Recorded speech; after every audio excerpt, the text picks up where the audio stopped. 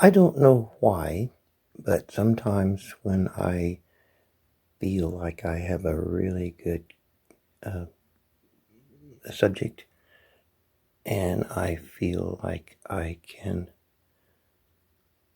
convey some thoughts,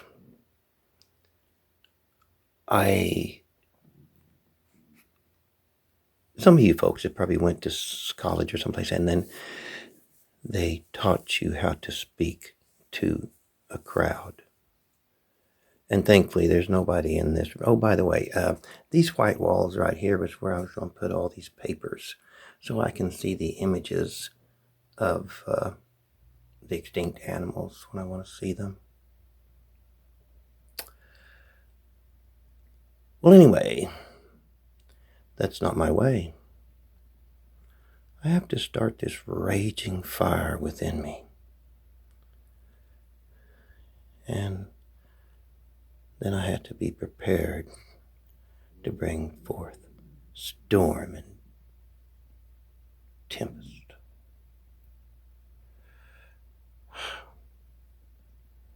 But I'm gonna smother that fire and try to talk sensible. I don't know where that fire comes from. Perhaps too much coffee.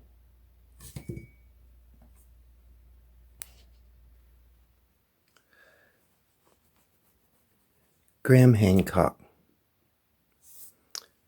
I think it's time we had a talk.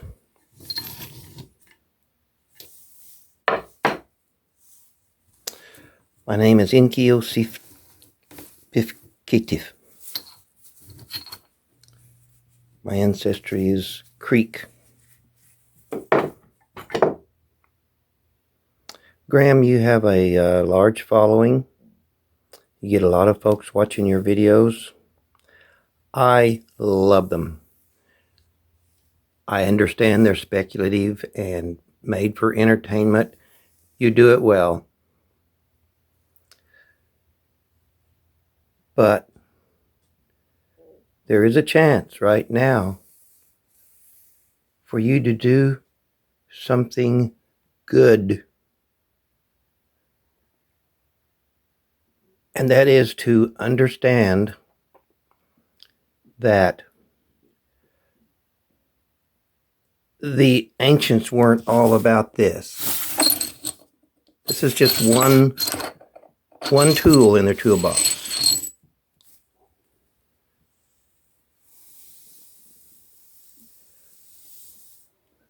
You have to understand that, Graham, you have a large audience. You could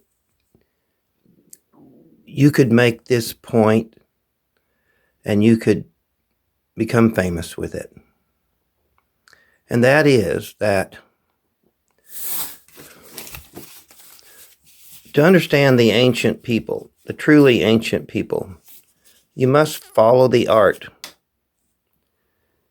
And the art on these stones are horses. There's human figures. There's stories on these stones about a great battle between the thunderbird and the snake. There's stories here. Here's a fella holding a pipe.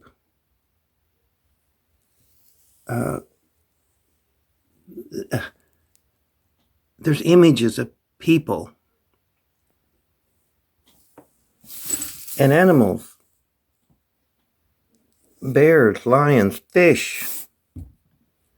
There's stones that tell a story of their own with images of snakes and there's bear and bison and turtles. And the animals themselves being images of extinct. Graham, I'm not a good talker, but you could promote the portable rock art, us there's not many of us rock hounds that, well, I really don't know how many of us there is, but we need help. We need someone to bring this platform to the people to make folks understand, to help us make folks understand that it's the tools and the art. Give us a hand, Graham. Have fun with it. There are stones with painted images. That artwork of that bull with the little round somethings up there, it almost matches the caves that's found in France. There's an Amazon skull that's been painted and covered with images. A small, possibly baby mastodon, has two trunks on the other side, but they've been snapped off. And the colors, Shula down in Texas, they've been working on how to date colors. But just this mastodon skull, if it had the proper testing, a person could find out how old the bone was. And I believe the carving on this was made when the bone was fresh. This can give a definitive date to this. You can call it a lost civilization, but to the Native Americans, this was normal. It doesn't have to be dramatized. It's in the stone. It just needs to be viewed and understood more than what us folks that have no financial grant to send these to a lab that could cost a bunch of money to get them tested. All we have is the proof in the stone.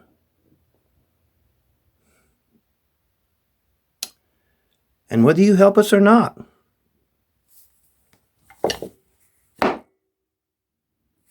we will succeed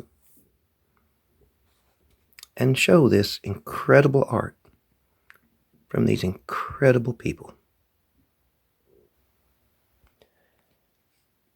When I pick up a stone that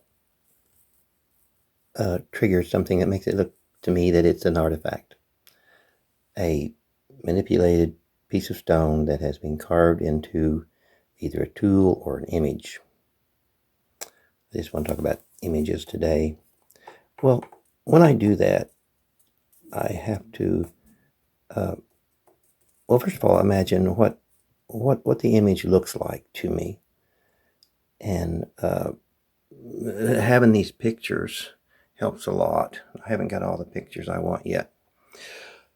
But the most important part of an image to me is the eye. This one on this horse, this one on that horse right there, that's obviously an eye. And it's easy to see. Some of them I have to look really close to find the eyes, which is corresponding with the image that I think I'm seeing. Elephant there, a ground sloth here, a snake. But it's more than just the eye. It has to have the shape of the head that I feel like I'm seeing what critter it is. And humans are the same way. The human images have to have something that shows eyes. Of course, then they'll come nose and mouth. There's nothing that looks like a human face. Okay.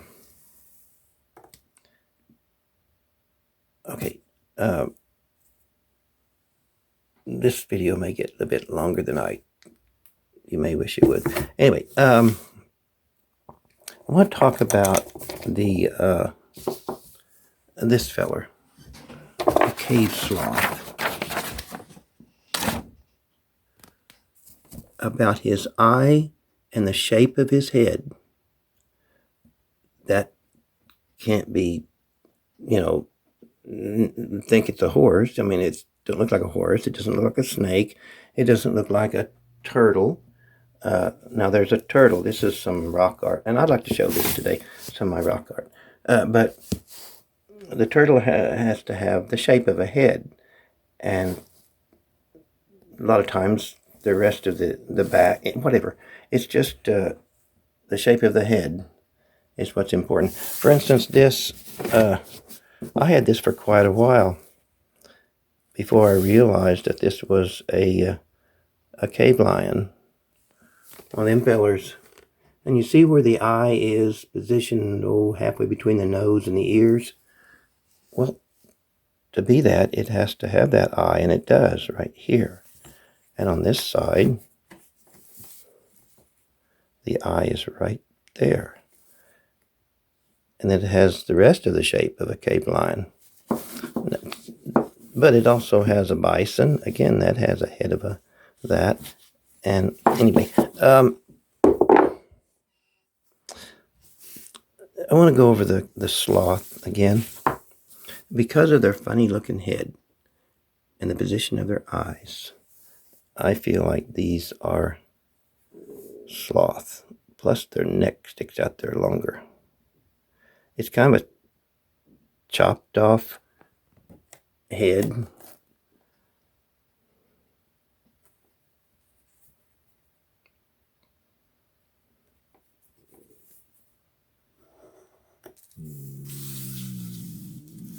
Yeah, I haven't had any breakfast.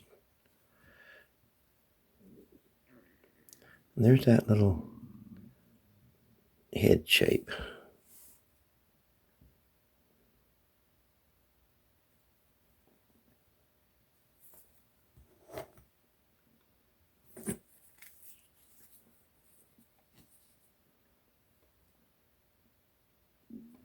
The type of head doesn't look like any other critter I've found that looks like that.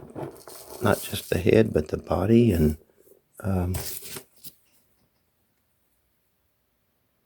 just everything about it. It matches the picture I've got of a great ground sloth.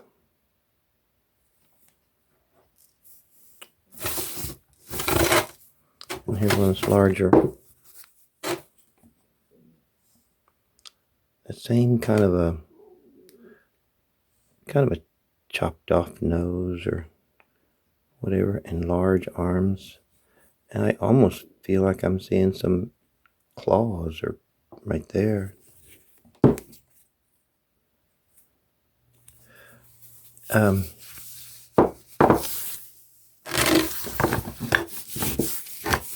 And this one, even though it is like a lion in one direction.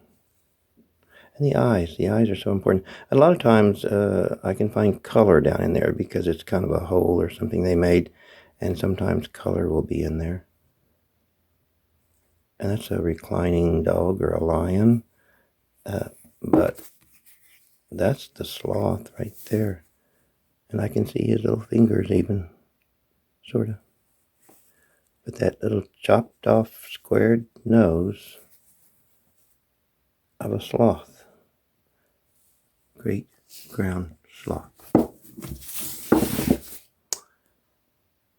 Okay, enough about the sloth.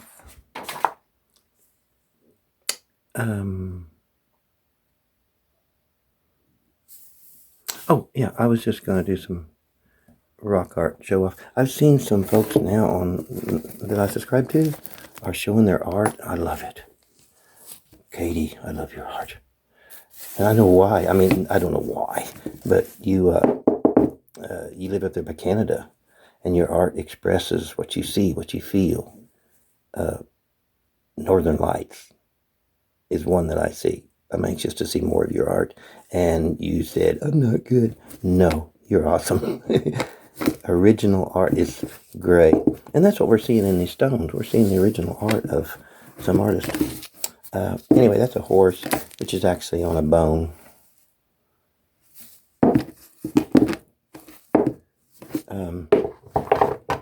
This is another piece I made.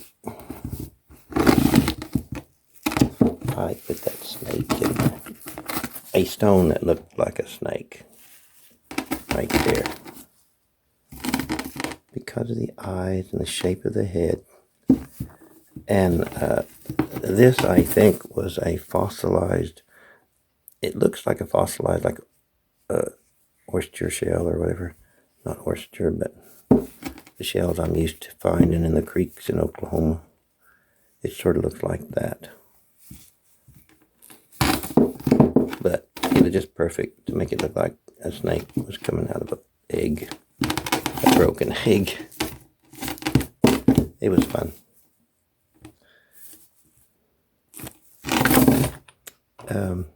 This one was from an inspiration I got from Country Boy Archaeology, stacking up stones. And I've got some really big ones that I could stack up stones that look really cool. Anyway, but this was my stone totem. A lot of this was because this stone and this stone not only has two eyes, nose, the human image, but these two stones show the same pattern of breaking the stone up. You can see even on the sides, there's an elephant here and there's an elephant right up here.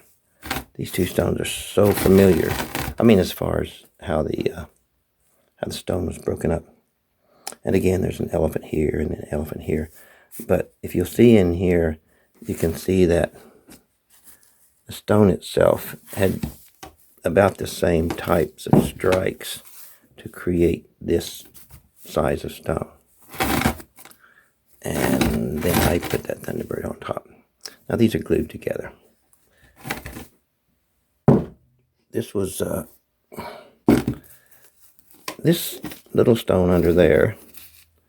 It just had the look of a turtle's head. Let me set it down to fiddle with it. It had the look of a turtle's head. And this stone right here is these. They're the slices off the edge of a stone that people call them turtles. They're trade goods or pieces that can be made into tools later. But I made that out of that. This I just glued a bunch of cool looking bones I found together that look sort of like they go together. Not that one right there. That just seemed to fit right there, and it looked like a head of something. But I don't know what that is. And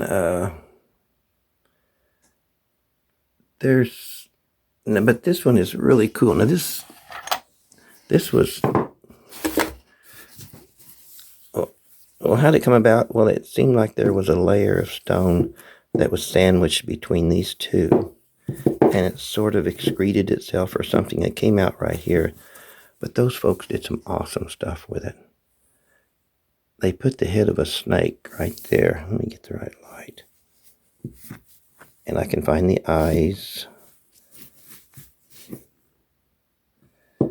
And this right here is a super smooth, worn, with a lot of edges worn.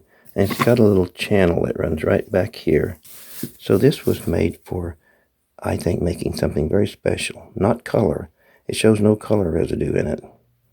Possibly, I just want to say medicine. And maybe the medicine had something to do with a snake bite. I don't know. But this is a well-worn, treasured stone. It has an elephant right there. So it puts it back over 12,000 years old. I mean, I think I don't know, I think this stone belonged to a person that dealt with medicinal medicine, but I don't know. I make up some of the things I feel sometimes. I think my fire has calmed a bit. Here's some other things that I found on this hill over the years. Lots of little tiny points that if I want to create an atlatl, I would have that. A lot of points and knives. I say a lot. This is nothing compared to some folks' collection. This one is really interesting, and I want to do a video on this one because this one has a human face put right there. And also what I think is a bird right there. Not sure. But it's still sharp. Not quite razor, but it is really sharp, as if it's never been used. It's got a human face on it. It was probably made for somebody, and it was, well, I don't know what it is. But it's got animals on it too. It's a really neat piece of it. And anyway, this appeared to me as an elephant one day. And I cut small pieces off of a small horn and glued them onto that. Anyway, I call it art. But this is about the most of the arrowheads I have. I try to get them all together, but some of them show a really old design and stuff. Arrowhead folks would know. And there's a fossilized bison's horn.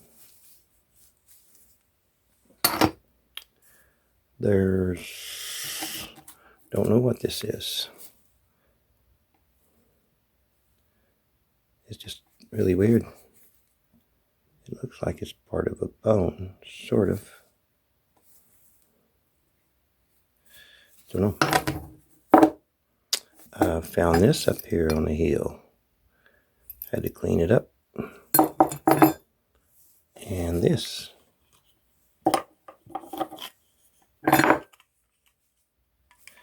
I don't know. I see art here somewhere. I'm not sure yet. And, I found several buttons. I got kind of a jar full of buttons. And this is a piece of a metal point that was, it's just half of it. I guess they hammered the metal out and then rolled it. I guess rolled it over to make some place for the shaft to go in here and be hafted. But it's metal. Old iron or something. But it is. It was a point. Part of a point. And I found several pieces of jade. I have one. I tried to find it just for this video, but I couldn't find it right now. But it has what looks like a fish carved into it. And there's that. And this is not an ordinary stone from around here. I'm not sure what it is. It's really neat. Found that. A child's bracelet. And this has a story all to itself, which I will get into. But it is a bone, or a part of a horn. Anyway, I like to mess around and make art.